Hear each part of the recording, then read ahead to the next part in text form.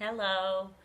One of the things that's really difficult after you do release yourself from the narcissist's web and entanglement is getting back out into the world.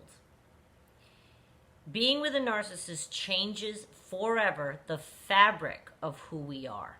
It just does. The experience is that traumatic and that it's black and white. You are this way before, you are this way after.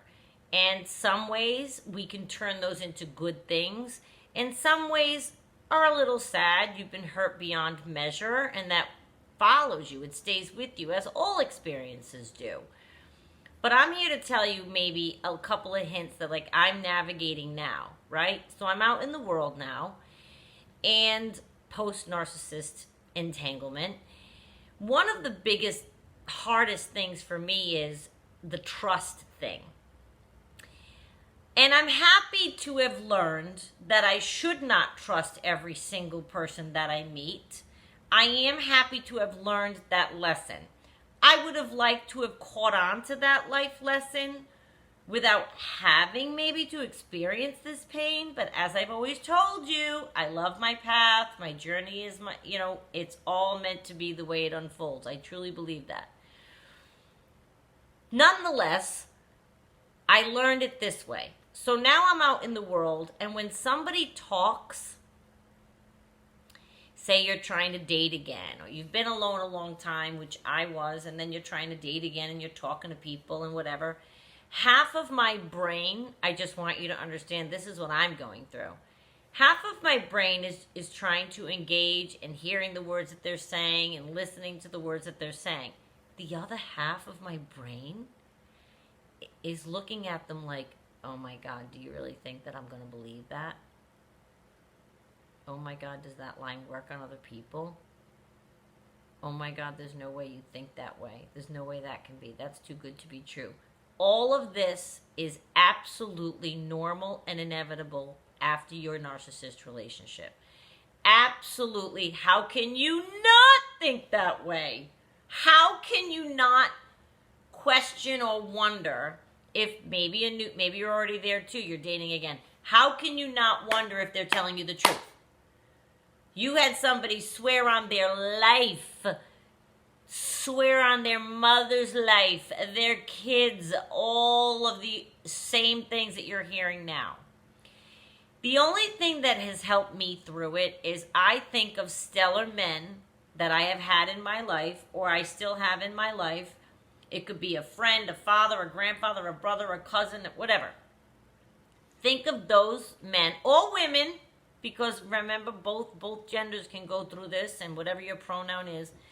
Stellar people in your life, think of them and how they navigate through life without lying to people.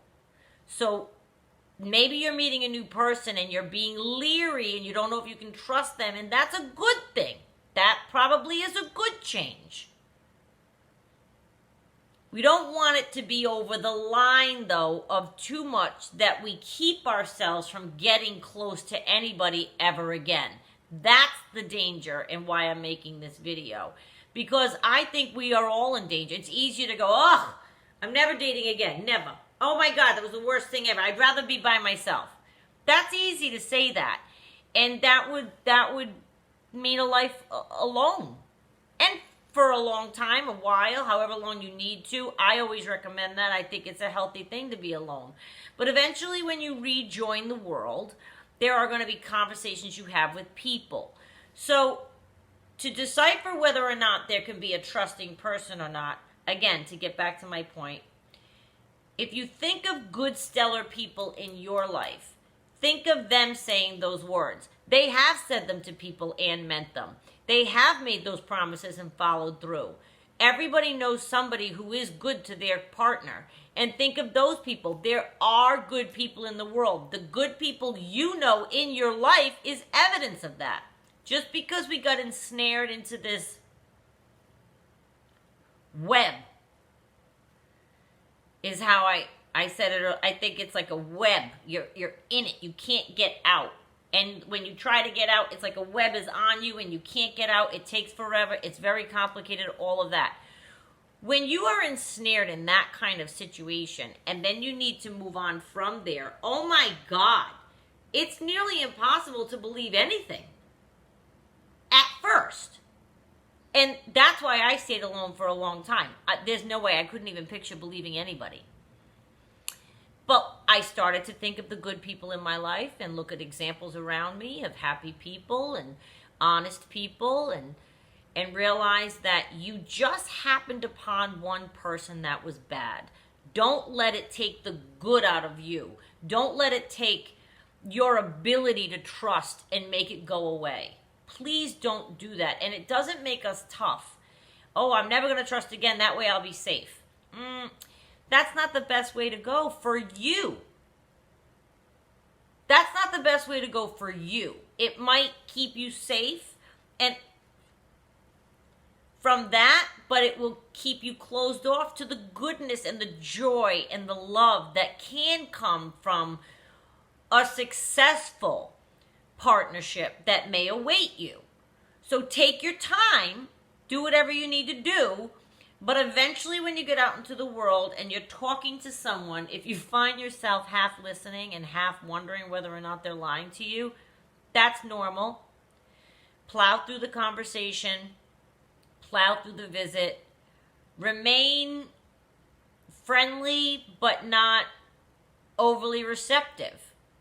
I'll admit I don't give a lot back right now these days in my life. I'm not one to give a lot back, whereas I'm a perpetual cheerleader for people.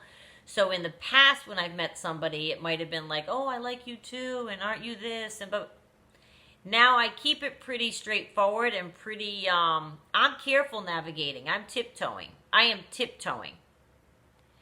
And it's tough because you want to believe people when they're telling you good things. And you want to rely on people being honest.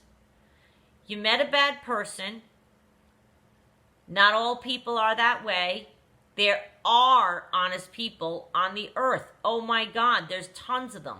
And you might say to yourself, well, Renee, you know what? I'm surrounded by a bunch of hoodlums. I don't know anybody honest. Well, then go make new friends. Go volunteer. You'll meet good people. Volunteering, you'll meet good people. Because bad people don't volunteer. Make new friends if you don't have it around you. But expose yourself and think of in your mind these people and how they navigate honestly, truthfully, honorably through life. And it will help you, I think. It's helping me because that's what I keep thinking of.